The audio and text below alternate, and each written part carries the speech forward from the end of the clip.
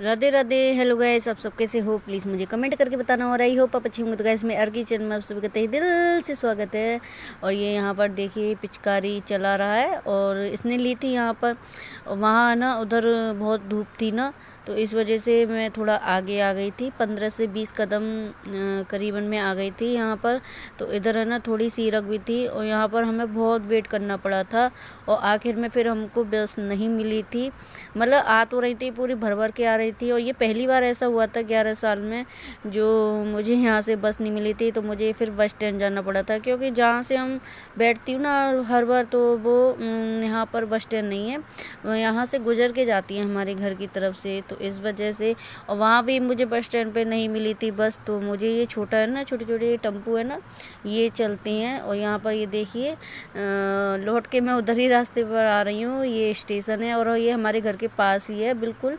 तो मैंने पहले भी आपको दिखाया था कि कोई रिक्शा वगैरह नहीं करना पड़ता है, अपने आराम से हम निकल जाते हैं पैदल पैदल, ज़्यादा दूर नहीं है। तो बहुत ही मतलब सुविधा थी। पर आज पहली बार ऐसा हुआ था जो मुझे जाना पड़ा बस स्टैंड, और वहाँ पर भी मुझे बस नहीं मिली। और इसी वजह से दिक्कत होती है, बहुत दिक्कत होती है ये यहाँ। इसी वजह से मैंने पता है वो जब आई थी ना, तो मैंने ट्रेन का रास्ता किया था कि मैं सीख जाऊं कि आगे है ना कभी कोई दिक्कत ना हो। और यहीं से दिक्कत होती है बहुत ज़्यादा आने जाने में। ये देखिए वही दुकान आपको दिखी थी ना अभी, तो यहीं पर हम खड़े थे। और यहाँ मुझे 1 से 1.5 घंटा हो गया था यहीं पर। ये देखिए यहाँ पर है ना, 1 से 1.5 घंटा हो गया था मुझे खड़े हुए, पर मुझे नहीं मिली बस। तो आखिर में मुझे जाना पड़ा। और यहाँ पर टेम्पो में भी आप जानते ही होंगे ना, पूरी सवारी प्राइवेट है, तो पूरी सवारी भर भर के ले जाती है। सामान तो ऊपर डाल दिया था इसकी छत पर बच्चे है ना बहुत ज़्यादा, इतनी मैं सच बताऊँ बहुत ही ज़्यादा परेशानी हुई थी। और उसके बाद में फिर ये देखिए ये दोनों गुड़िया इधर बैठ गई थी। बेटे को मैंने अपनी गोदी में बिठा लिया था। और शायद ही आगे कभी हो ऐसा है ना, हम जितनी बार भी वैसे मैं आई हूँ ना, तो अपने वाहन से ज़्यादा आई हूँ, बहुत ही कम है जो मैं ऐसे आई हूँ।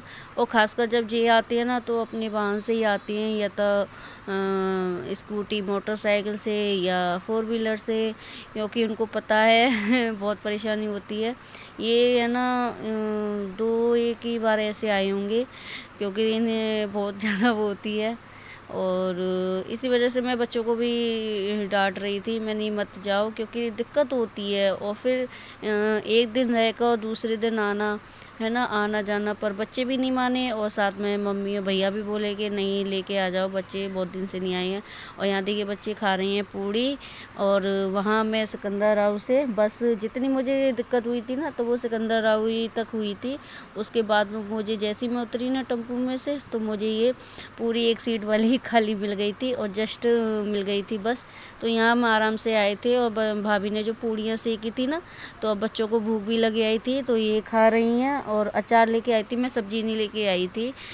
वो कह रही थी आलू की बना दो, मैंने कहा नहीं, वो घुस जाती है ना, ख़राब हो जाती है। मैंने कहा नहीं, तो इसी बैग में से मैं इनको दे देती हूँ। ये खा कर आए नहीं थे ठीक से, मुझे पता थी कि ये मांगेंगे।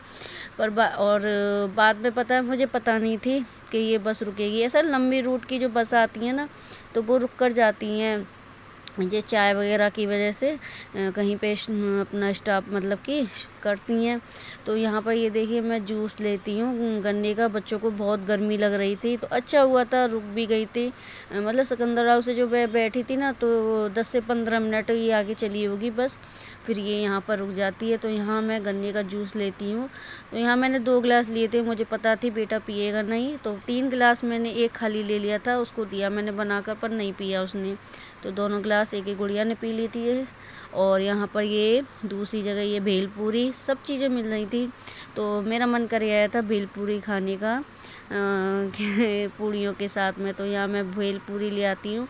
और बच्चों को मैं समझा कर आई थी कि कहीं उतरना नहीं और मत किसी से बोलना, और ना होती है ना, वैसे कोई खतरे वाली बात तो नहीं थी, फिर भी बच्चों को समझा के आना पड़ता है ना, कि ना तो किसी से बोलना और ना ही किसी से बात करना, और यहीं पर रहना, कहीं मत जाना। वैसे मेरी गुड़िया दोनों समझदार हैं, पर फिर भी डर तो लगा ही रहता है। और बच्चे हैं ना, देखकर मांग भी रहे थे चीज़ों को, जो यहाँ पर थी ना दुकान, तो और भी लोग लेके आ रहे थे, तो बच्चे देखकर भी वो होती है ना, और वैसे भी भूखे थे तो मैं लेकर आ गई थी। और यहाँ पर मैंने भेलपूरी की कहा था तो बच्चों ने मना कर दी, क्योंकि मिर्च थी इसमें बहुत, मुझे भी बहुत मिर्ची लग रही थी। बस थोड़ी थोड़ी हल्की हल्की खाई थी इन्होंने, 1 से 2 चम्मच, और मुझ पे भी नहीं खाई गई थी सही बताऊँ तो जितनी खाई उतनी खाई।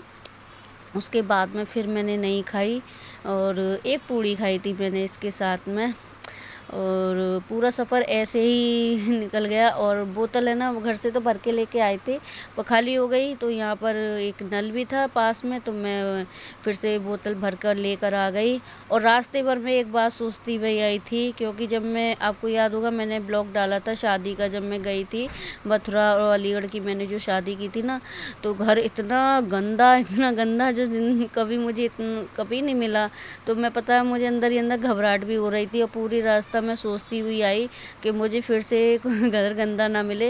मैं मतलब पूरी सफाई करके आई थी, एक एक चीज़ों को मतलब कि सब साफ करके आई थी।